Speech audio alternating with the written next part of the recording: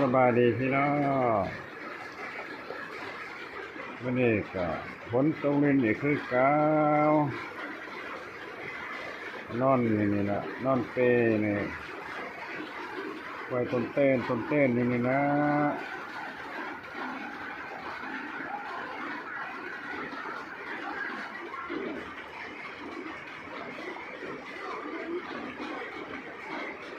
นอนฟังเสียงฝนพี่น้องเอ้ย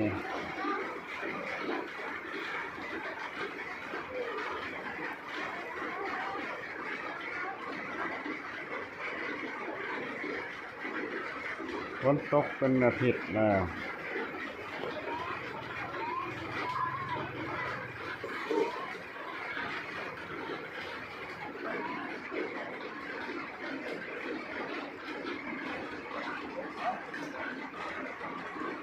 ตู้นี่ก็แข่งคนมาเอาซ้ำนี่เลยพี่น้องเลยฝนตก